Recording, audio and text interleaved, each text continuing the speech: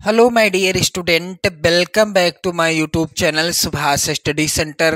कक्षा 10 के जितने भी मेरे प्यारे बच्चे 24 फरवरी 2025 को हिंदी विषय का पेपर देंगे, आज के इस वीडियो में मैं लेकर के आ चुका हूं आप सभी के लिए हिंदी विषय का एक और वायरल मॉडल पेपर। मेरे प्यारे बच्चों, इस वायरल मॉडल पेपर का कोड है 801 HA और इस पेपर में जितने भी प्रश्न दिए गए हैं 24 फरवरी को जरूर पूछे जाएंगे। हालांकि समय बहुत सीमित बचा है आपके पास। 24 फरवरी को आपका हिंदी विषय का पेपर होगा जिसमें आपको 3 घंटे 15 मिनट का समय मिलेगा। पेपर का पूर्णांक रहेगा 70 अंकों का और मेरे प्यारे बच्चों, यहाँ पर आपको अपने एडमिट कार्ड से अपना रोल नंबर लिख देना है।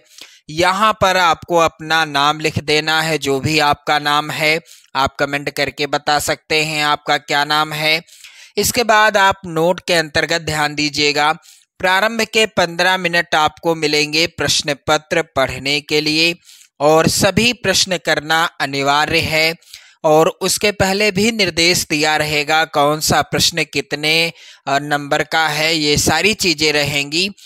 यह प्रश्न पत्र जो है 2 खंडों खंड आ एवं खंड बा में विभक्त है। पेपर 2 खंडों में विभाजित रहेगा, खंड आ में और खंड बा में। खंड आ में क्या होगा, 1 अंक के बहुविकल्पी प्रश्न होंगे जिनका सही उत्तर आपको OMR उत्तर पत्रक पर या तो आप उसे नीले पेन से भरें या आप काले पेन से भरिएगा। जो गोला होगा या तो आप नीले पेन से भरिएगा या फिर काले पेन से। पेन कौन सा होना चाहिए, बाल पॉइंट वाला पेन होना चाहिए और जो भी विकल्प सही है उस गोले को पूरी तरह से काला करके चिन्हित कर दीजिएगा। मेरे प्यारे बच्चों, OMR सीट यदि आप काले पेन से भरते हैं तो बहुत अच्छी बात है। जेल पेन का प्रयोग आपको नहीं करना है, इसका विशेष ध्यान दीजिएगा। मेरे प्यारे बच्चों, खंड आ के प्रत्येक प्रश्न का निर्देश पढ़कर केवल प्रदत्त OMR उत्तर पत्रक पर ही उत्तर दीजिएगा। OMR उत्तर पत्रक पर एक बार आपने जो भी गोला भर दिया उसको काटना नहीं है, ना ही इरेजर का प्रयोग करना और ना ही व्हाइटनर लगाना है, कुछ नहीं करना। इसलिए गोला जब भी आप भरिएगा बिल्कुल कंफर्म हो जाए तभी आप भरिएगा। प्रश्न के अंक उसके सम्मुख अंकित हैं, कौन सा प्रश्न कितने अंक का होगा इसका भी विवरण देखने को मिलेगा। खंड बा में 50 अंक के वर्णनात्मक प्रश्न देखने को मिलेंगे और यहाँ पर ध्यान दीजिएगा आप सभी लोग, प्रत्येक प्रश्न के अंक उसके सम्मुख अंकित रहेंगे। खंड बा 50 अंकों का होगा। खंड बा में सभी प्रश्नों का उत्तर एक साथ ही करिएगा और साथ ही साथ प्रथम प्रश्न से आरंभ कीजिएगा तथा अंतिम प्रश्न तक करते जाइएगा। जो प्रश्न ना आता हो उस पर समय नष्ट ना कीजिएगा। मेरे प्यारे बच्चों, बिल्कुल अच्छे से OMR सीट भरना और अच्छे से पेपर को सॉल्व करना। 70 में 65 प्लस का भी यदि आपने टारगेट लिया है तो इस वायरल पेपर से जरूर तैयार हो जाएंगे आपके 65 प्लस नंबर। मेरे प्यारे बच्चों, यहाँ पर जो खंड आ है और इस खंड आ के जितने भी प्रश्न हैं इन सभी प्रश्नों को आप तैयार करके जाना। बिल्कुल 100% की गारंटी मेरी है मेरे प्यारे बच्चों। 24 फरवरी को यहाँ से प्रश्न आना बिल्कुल 100% तय है।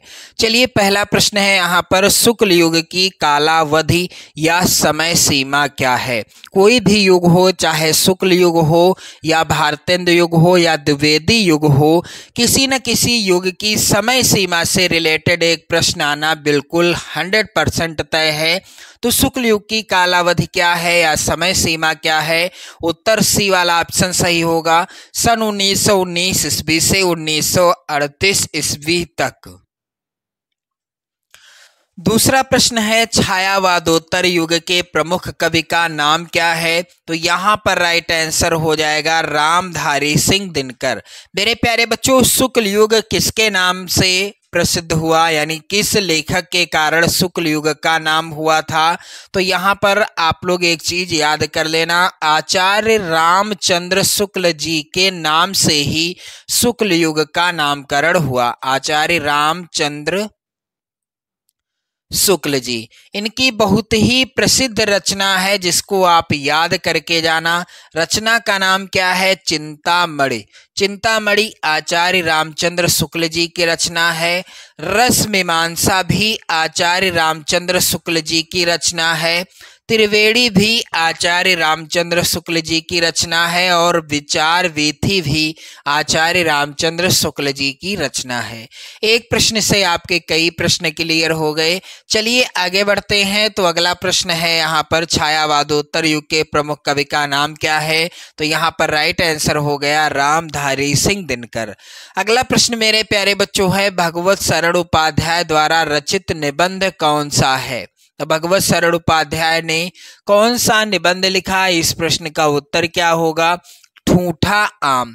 ठूठा आम किस विधा की रचना है?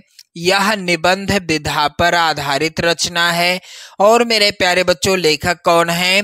तो भगवत शरण उपाध्याय जी हैं। चलिए अगला प्रश्न है, रस मीमांसा। यहाँ पर मैंने आपको बताया था पहले प्रश्न में ही, आचार्य रामचंद्र शुक्ल जी की रचना कौन सी है? रस मीमांसा। अब यहाँ पर प्रश्न भी है, रस मीमांसा के लेखक कौन हैं?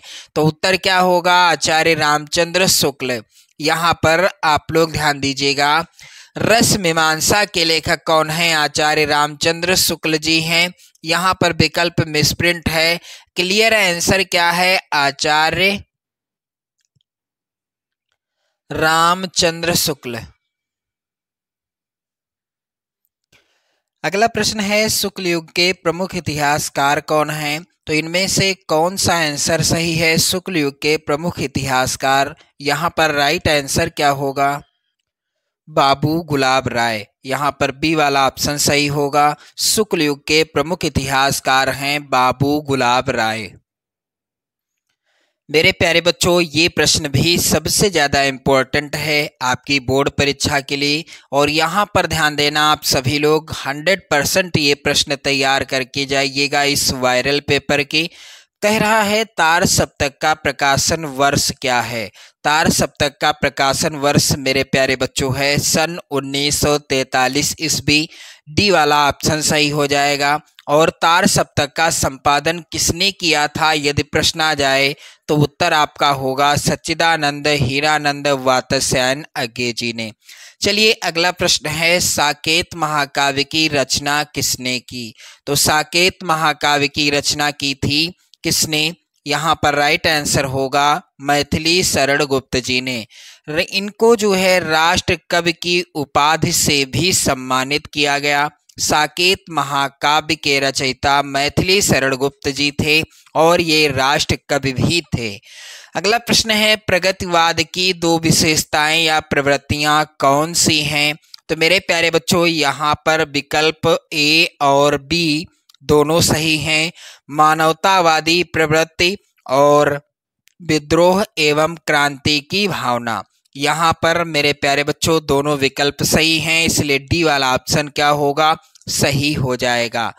प्रश्न अगला है, रीतिकाल के प्रमुख दो कवि कौन से हैं? तो रीतिकाल के प्रमुख दो कवि हैं बिहारी लाल। इनकी रचना है बिहारी सतसई, जिसमें 719 दोहे हैं। आप लोग याद कर लेना, 719 दोहे हैं बिहारी सतसई में। मेरे प्यारे बच्चों, दूसरे रचनाकार हैं पद्माकर। इनकी रचना का नाम कमेंट करके आप लोग बताएंगी। सूरदास जी की रचना का नाम है सूर सागर, सूर सारावली और साहित्य लहरी। आप लोग याद कर लीजिएगा। चलिए अगला प्रश्न है, ललित ललाम के रचयिता कौन हैं? तो ललित ललाम रचना किसकी है? मेरे प्यारे बच्चों, डी वाला ऑप्शन सही होगा। मतीराम जी के द्वारा लिखी गई रचना का नाम है ललित ललाम। हंसी हंसी भाजें देख दुल्ह दिगंबर को, पाहुने जे आवे हिमांचल के उछाह में, निम्नलिखित में कौन सा रस है? मेरे प्यारे बच्चों, यहाँ पर पहला है विकल्प करुण रस। करुण रस का स्थायी भाव होता है शोक। श्रृंगार रस का स्थायी भाव होता है रति। हास्य रस का स्थायी भाव होता है हास और वीर रस का स्थायी भाव होता है उत्साह। मेरे प्यारे बच्चों, यदि इससे रिलेटेड कोई भी प्रश्न आता है तो गलत नहीं होगा आप सभी का। करुण रस का स्थायी भाव यदि पूछा जाता है तो शोक वाला ऑप्शन सही होगा। और श्रृंगार रस का स्थायी भाव रति होता है। हास्य रस का स्थायी भाव हास, वीर रस का स्थायी भाव उत्साह होता है। हंसी हंसी भाजें देख दुल्हा दिगंबर को, पाहुनी जे आवें हिमाचल के ओछा में। यहाँ पर राइट आंसर क्या हो जाएगा? यहाँ पर है हास्य रस, जिसका स्थायी भाव होता है हास। चलिए अगला प्रश्न है, हरिमुख मनोमयंक पंक्ति में अलंकार कौन सा है? तो यहाँ पर एक लाइन आपको याद कर लेनी है और वो लाइन क्या है? मनु, यहाँ पर आप लोग ध्यान दीजिएगा, जनु जानो, जानो होगा यहाँ पर, जनु जानो, मनु मानो, मनु मानो, मनहु जनहु, मनहु जनहु। ये उत्प्रेक्षा अलंकार के वाचक शब्द हैं। इनमें से कोई भी शब्द किसी भी उदाहरण में हो और आपसे पूछा जाए कि अलंकार कौन सा है, तो उत्प्रेक्षा अलंकार राइट आंसर होगा, क्योंकि यहाँ पर उत्प्रेक्षा अलंकार का वाचक शब्द मनहु, जो कि दिए गए उदाहरण में लिखा हुआ है, आप देख पा रहे होंगे स्पष्ट रूप से। चलिए अगला प्रश्न है, लिखकर लोहित लेख डूब गया दिनमणि आहा, व्योम सिंधु सखी देखी तारक बुदबुद दे रहा। मेरे प्यारे बच्चों, इन पंक्तियों में पहले और तीसरे चरण में मात्राएं कितनी हैं? तो यहाँ पर राइट आंसर क्या होगा? पहले और तीसरे चरण में। ये पहली बात तो है क्या? ये है सोरठा। ये क्या है? सोरठा छंद है, यानी उदाहरण जो दिया गया है सोरठा छंद का है।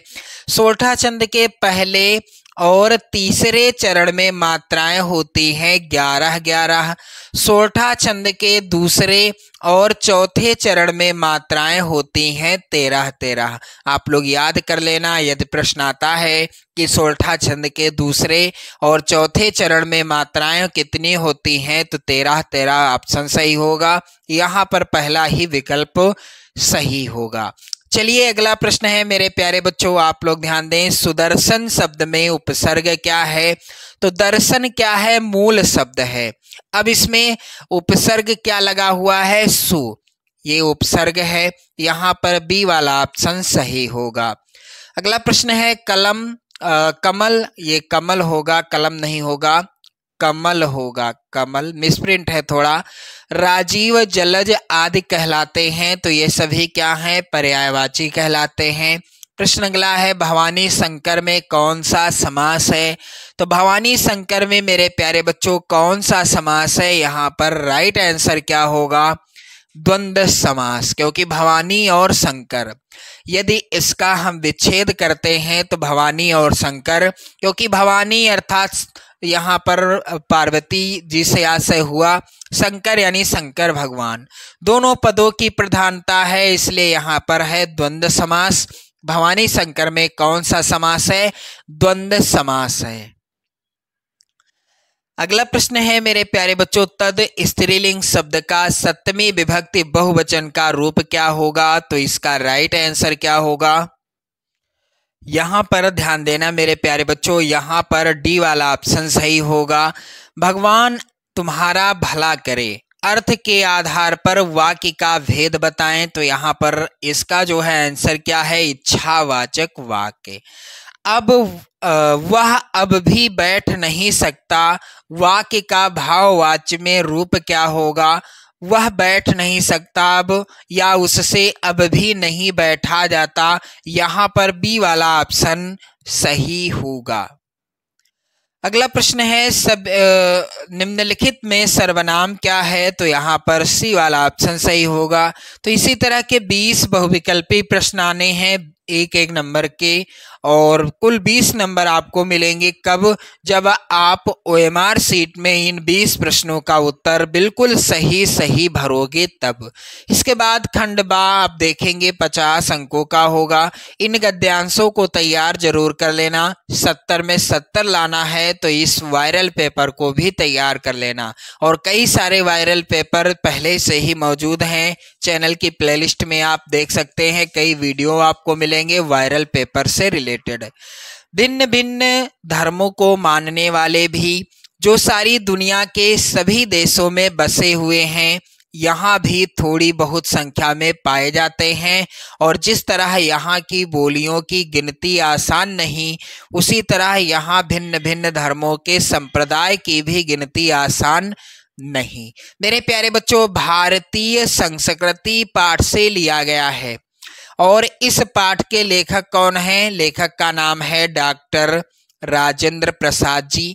मेरे प्यारे बच्चों ध्यान देना आप सभी लोग, क्योंकि पहला प्रश्न गद्यांश से रिलेटेड जो आएगा वह होगा उपर्युक्त गद्यांश का संदर्भ लिखिए। संदर्भ में आपको लिखना होगा पाठ का नाम और लेखक का नाम।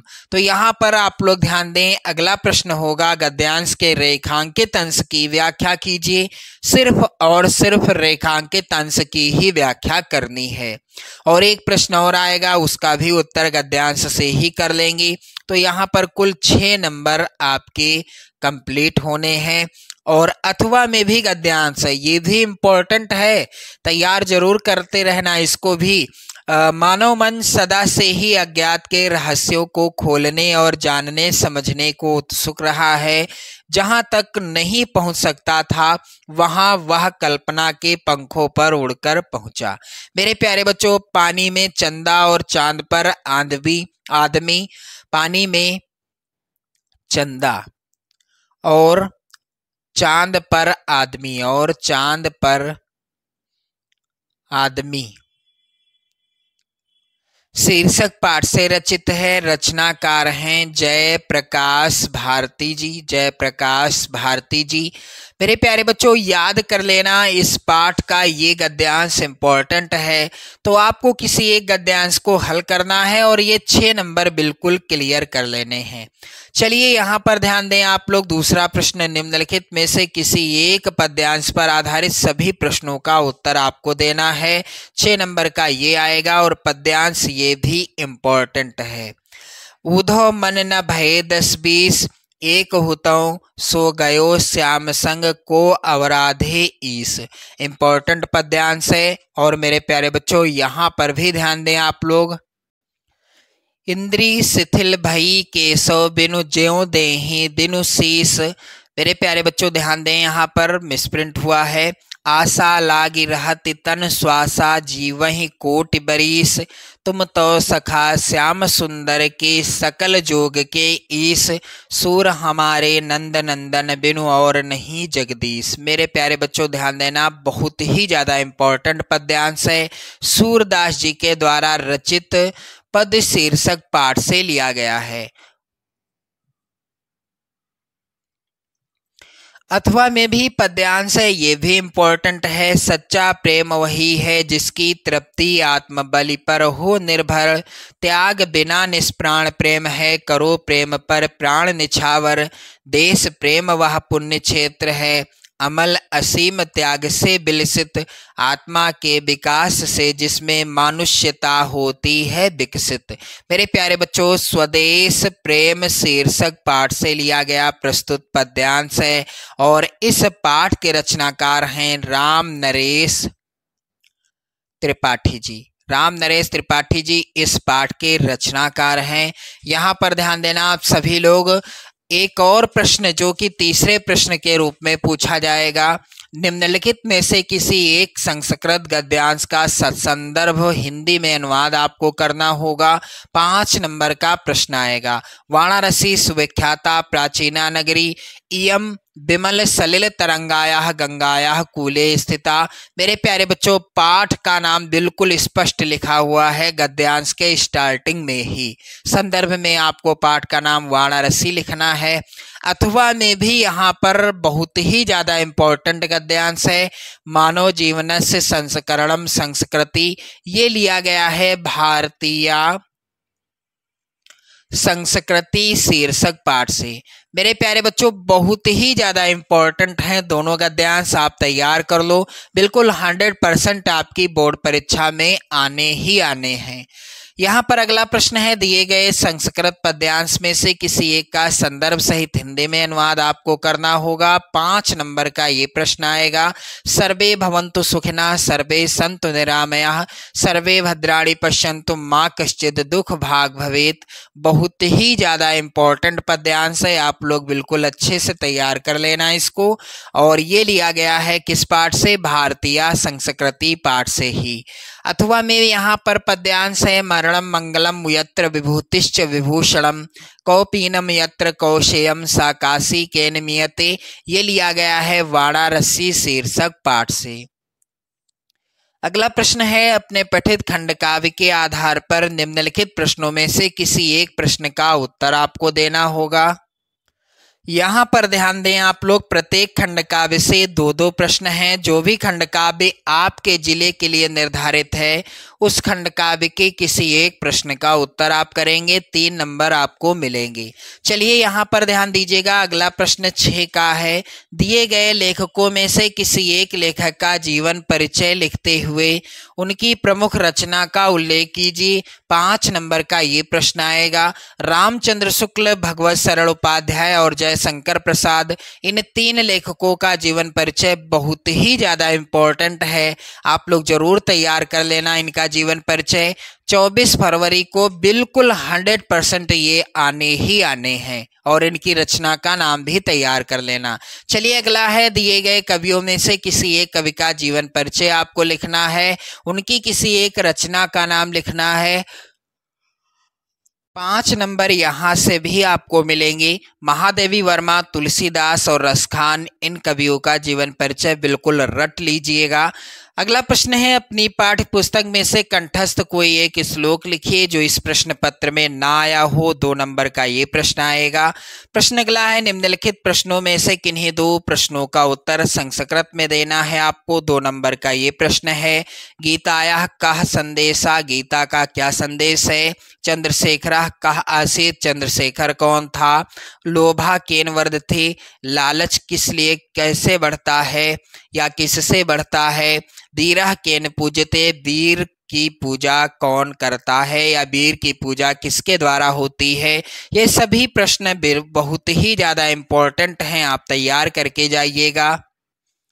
प्रश्न अगला है, निम्नलिखित में से किसी एक विषय पर आपको निबंध लिखना है। 7 नंबर का ये प्रश्न आएगा। तो बेटी बचाओ बेटी पढ़ाओ बहुत ही इम्पोर्टेंट विषय है, तैयार करके जाना इस विषय पर निबंध। विज्ञान अभिशाप या वरदान, स्वदेश प्रेम या देश प्रेम, प्रदूषण की समस्या और समाधान, इतने ही निबंध तैयार कर लो, आपका काम चल जाएगा। प्रश्न अगला है, आपकी बहन कस्बे से अपनी पढ़ाई पूरी कर आगे शिक्षा के लिए बड़े नगर में गई है। नगर के वातावरण में संभावित परेशानियों की चर्चा करते हुए उनसे बचने के तरीके उसे पत्र द्वारा समझाइए।